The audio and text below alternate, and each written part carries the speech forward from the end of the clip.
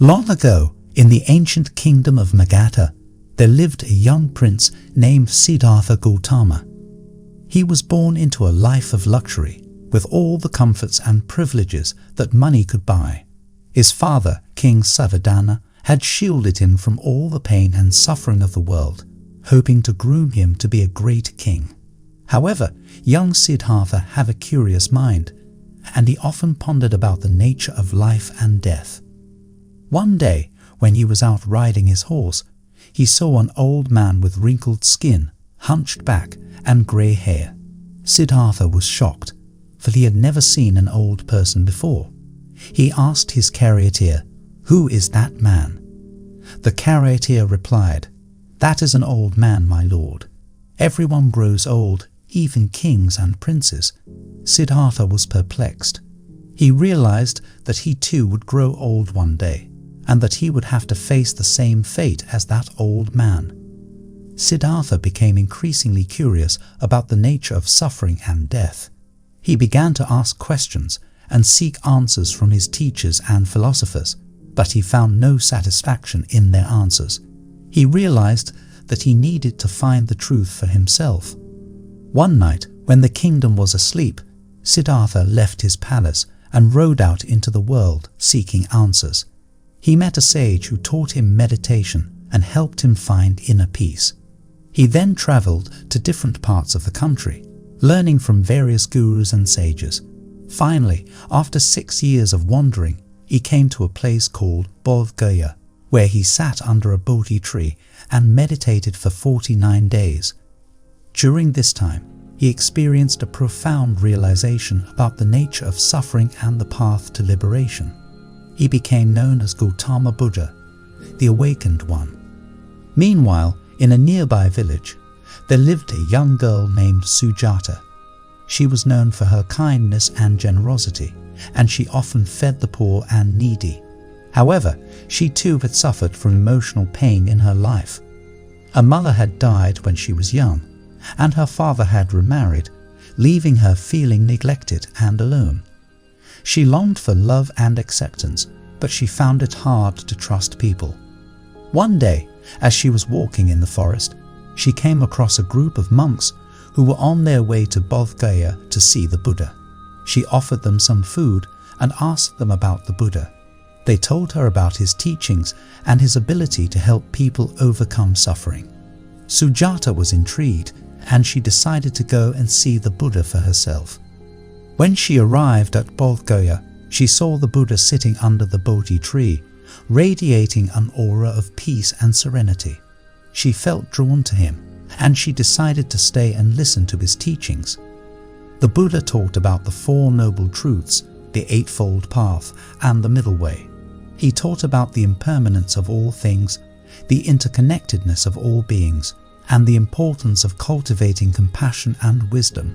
Sujata was deeply moved by the Buddha's teachings, and she decided to become a nun.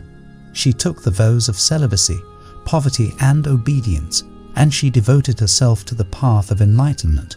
She practiced meditation, mindfulness, and loving kindness, and she gradually learned to let go of her emotional baggage and find inner peace. One day, she went to the Buddha and asked him, "How can I make myself strong emotionally? How can I overcome my fear and doubt?" The Buddha replied, "Sujata, to make yourself strong emotionally, you must first understand the nature of your emotions. Emotions are like clouds that come and go, but the sky remains unchanged. Likewise, your true nature is unchanging, but your emotions can cloud your vision and cause you to suffer. The key to emotional strength is to cultivate mindfulness and wisdom, so that you can observe your thoughts and feelings without getting caught up in them."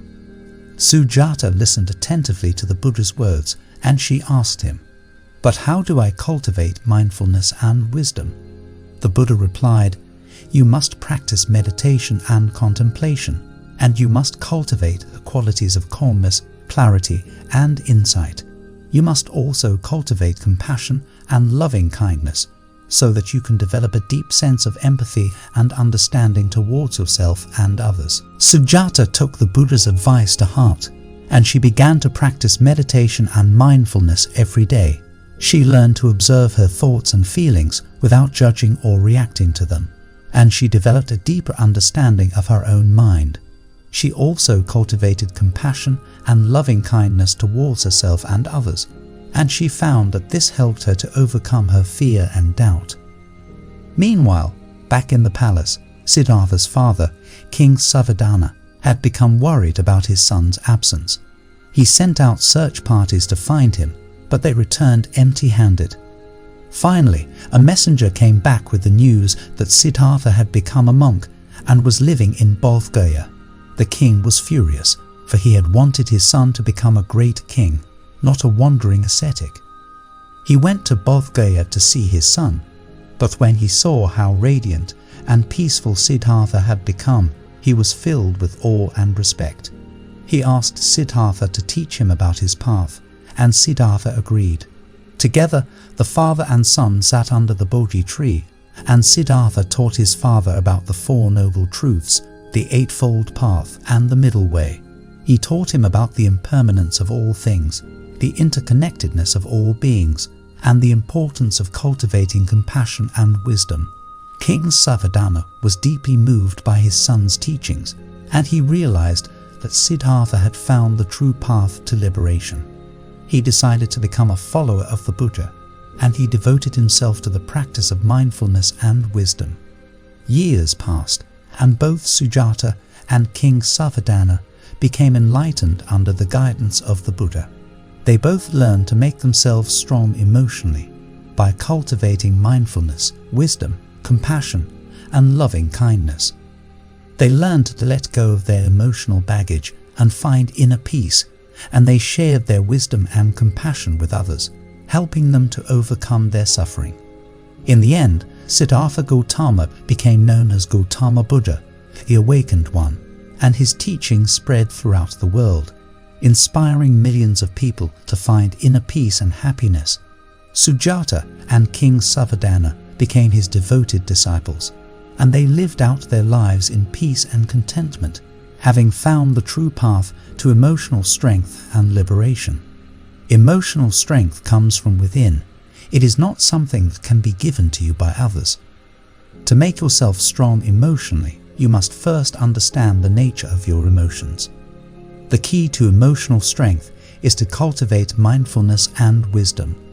Emotions are like clouds that come and go, but the sky remains unchanged. To be emotionally strong, you must learn to observe your thoughts and feelings without judgment or reaction. Cultivating compassion and loving kindness towards yourself and others is crucial for emotional strength. The path to emotional strength begins with self-awareness and self-acceptance. Let go of what you cannot control and focus on what you can. Emotional strength is not the absence of emotions, but the ability to navigate them with grace and ease. You are the master of your own emotions, and you have the power to choose how you react to them. To be emotionally strong, you must learn to face your fears and overcome them. Emotional strength is built through perseverance and resilience. The mind is a powerful tool, and you can use it to cultivate emotional strength. Believe in yourself and your ability to overcome any emotional challenge. Emotional strength is not about being perfect, but about being able to bounce back from setbacks. Self-care and self-love are essential for emotional strength. Learn to let go of negative emotions and cultivate positive ones. Emotional strength requires vulnerability and the courage to express your emotions. Don't let your emotions control you. Learn to control your emotions. Surround yourself with people who uplift and support you emotionally. Emotional strength is a journey, not a destination. Practice gratitude and focus on the good in your life to build emotional strength. The greatest strength lies in the ability to forgive and let go of grudges. Self-reflection and introspection are important for emotional strength. Emotional strength is not about being invincible, but about being able to persevere through difficult times. Emotional strength comes from facing your fears and stepping outside of your comfort zone. Be kind to yourself and don't be too hard on yourself during times of emotional struggle. The key to emotional strength is to remain calm in the midst of chaos. The greatest battles are fought within ourselves, and emotional strength is the weapon we use to win them. Be mindful of your thoughts, for they shape your emotions. Emotional strength is about having the courage to be vulnerable and authentic. The more you practice emotional strength, the easier it becomes. Forgive yourself for past mistakes and focus on the present moment to build emotional strength. Find healthy ways to cope with stress and difficult emotions to build emotional resilience. Emotional strength is not about suppressing your emotions, but about learning to express them in a healthy way. Emotional strength requires self-discipline and the willingness to take action towards your goals. The journey towards emotional strength is not always easy, but it is always worth it. Emotional strength is about finding a balance between your heart and your mind. The more you love and accept yourself, the stronger you become emotionally. Emotional strength is about learning to find beauty in the midst of chaos. Believe in yourself and know that you have the power to overcome any emotional challenge. Be patient with yourself. Emotional strength takes time to develop. Don't be afraid to seek help and support when you need it. Emotional strength is about learning to find peace and contentment within yourself. Every challenge you face is an opportunity to build emotional strength. Emotional strength is not about being fearless, but about facing your fears with courage. Practice self-compassion and treat yourself with kindness and understanding. Emotional strength is about learning to embrace both the joys and the sorrows of life. Stay true to yourself and your values to build emotional resilience. Remember that emotional strength is not a destination, but a lifelong journey of self-discovery and growth.